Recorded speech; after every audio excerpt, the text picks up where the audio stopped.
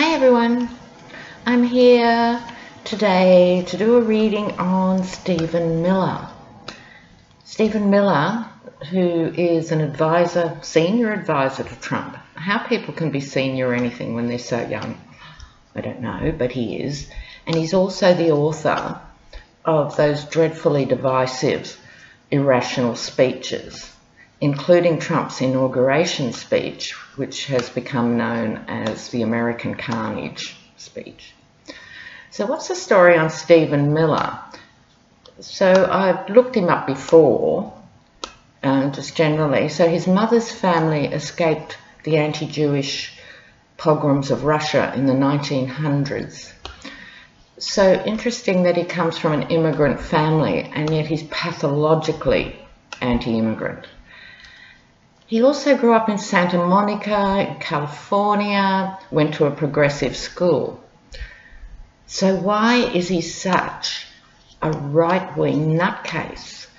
And I have a theory, nothing to do with tarot, just a Lena theory. I think he would have been a nerd at school. I think he was bullied at school. And because he was in a very liberal state, liberal school, for him, he thought, maybe I'll take revenge on all lefties. I'll show you guys who've tormented me at school. I don't know why I think that. I just do. I can stand corrected at any point, as you know, dear viewers. Anyway, that's the background. I think he was a fairly tormented child. Be that as it may, it's no excuse for trying to divide the United States and destroy it in the process. And the type of speeches he generates reflect who he followed when he was young. Now, this isn't just Lena raves, this is according to his bios and stuff, including the legendary Wikipedia. So we all know Wikipedia isn't gospel. But apparently he got converted to the really conservative line by an NRA publication, Rifle Association publication, early in his young life. Isn't it funny how the NRA keeps turning up? You know, guns and crimes in America or something or other. So that would have been blaming everyone else but white guys with guns. So he has got a very, not so much influential role with Trump, I think, maybe a bit, but he has a powerful role, put it that way, because he gets to write these speeches. All right, so what is the story with Stephen Miller? Stephen Miller and Trump. Stephen Miller. I'll be doing a block reading, a past, present, future reading for Stephen Miller. Bear in mind, he's one of those who's still there from the beginning. So Trump obviously loves these hideous speeches. So Stephen Miller. Stephen Miller. Oh. Queen of Wands fell out. Central card, or his signifying card. I think it was the grandmother. I think it was the grandmother. So an older woman, the Queen of Wands, like the King of Wands. When it's positive, it's a person of enormous care and consideration and energy and power for good. If it's not a particularly positive reading, and we'll go on to see, because of course I could be completely wrong and he could be just a little daffodil that we misunderstand, we'll see. But Wands is willpower, and when it goes wrong with the Wands, it goes very wrong and goes quite violent.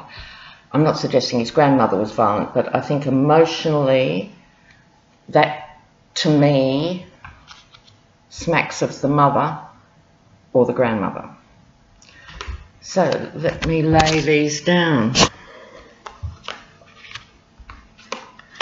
Okay.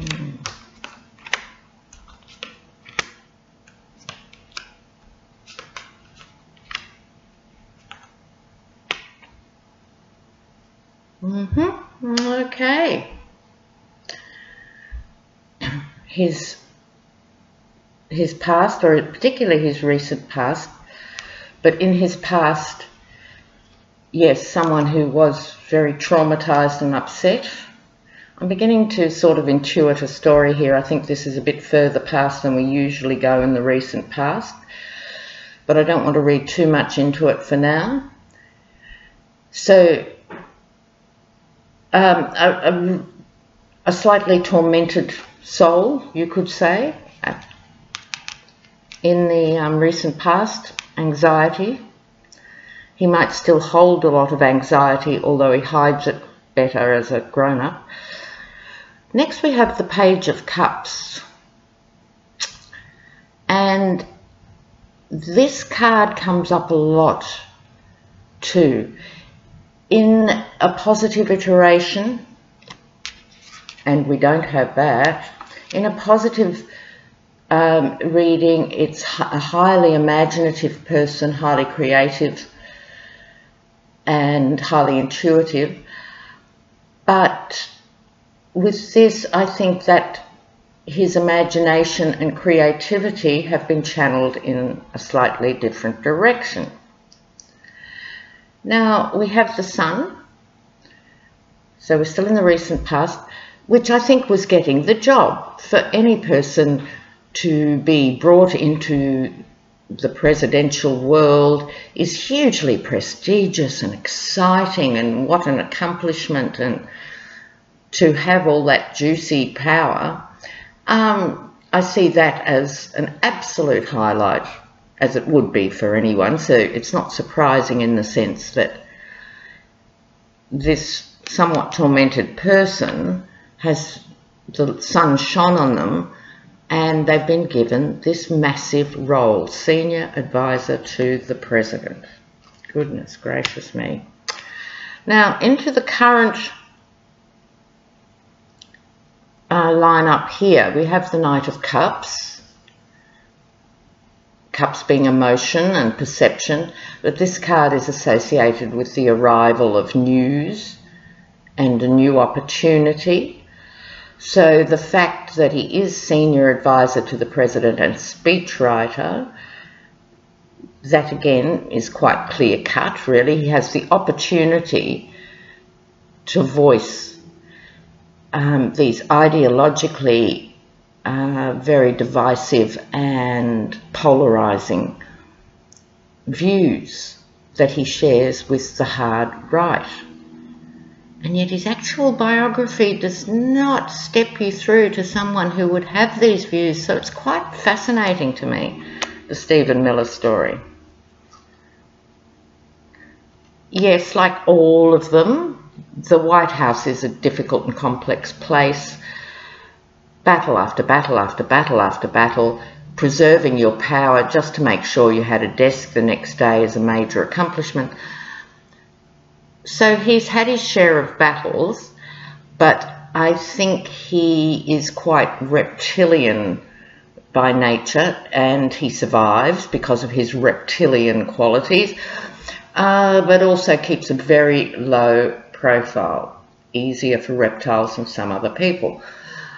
But he's watched Bannon come and go, and I suspect, although he was a mouthpiece for Bannon as well, because essentially Bannon was in Trump's ear and then Stephen Miller would go and write what Trump would say about what Bannon thought.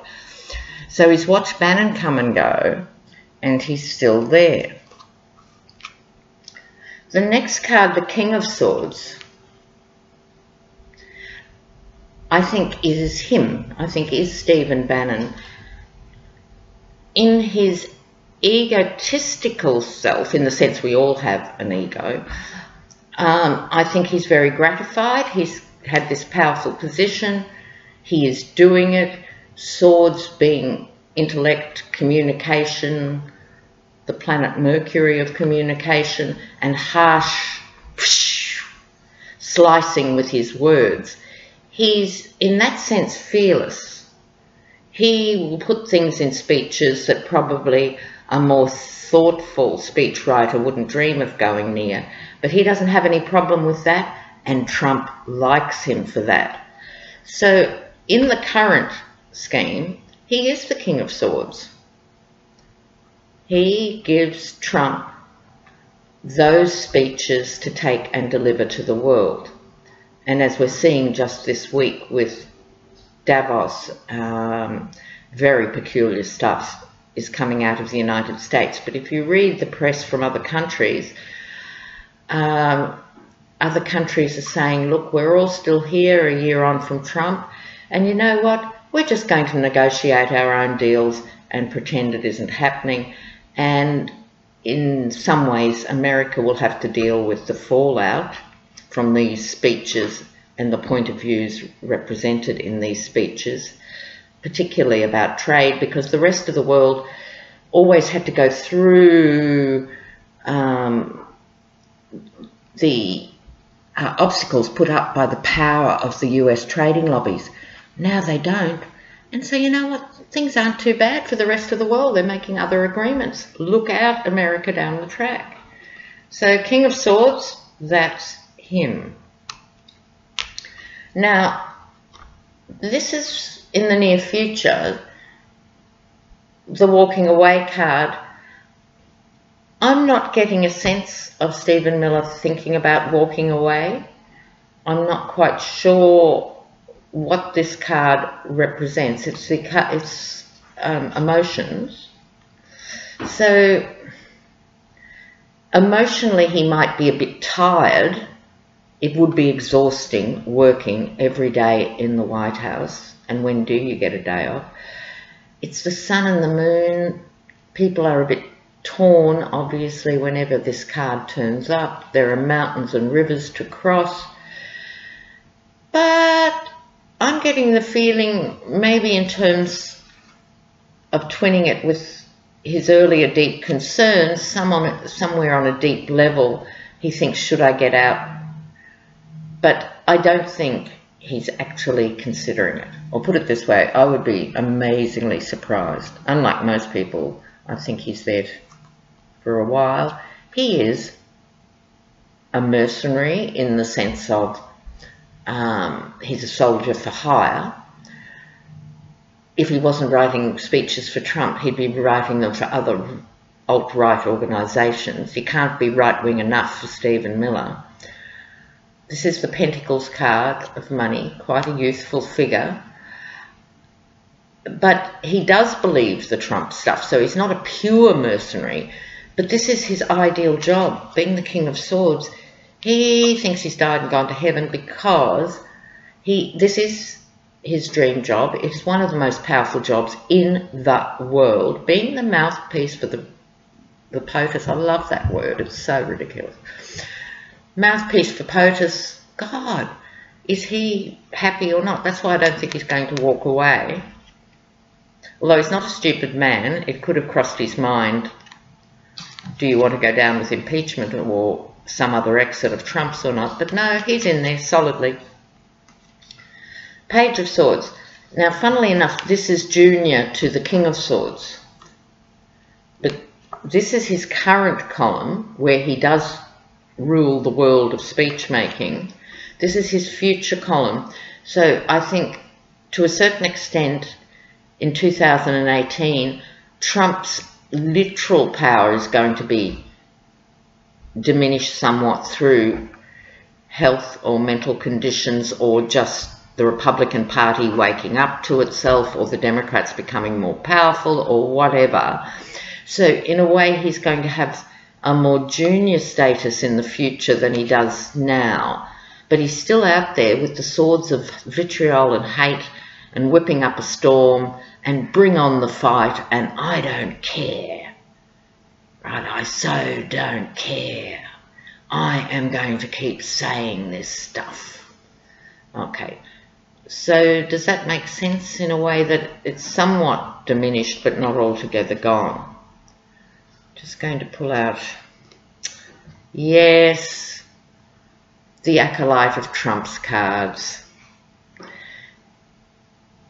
The Nine of Pentacles. He's going to stay working for Trump as long as he possibly can.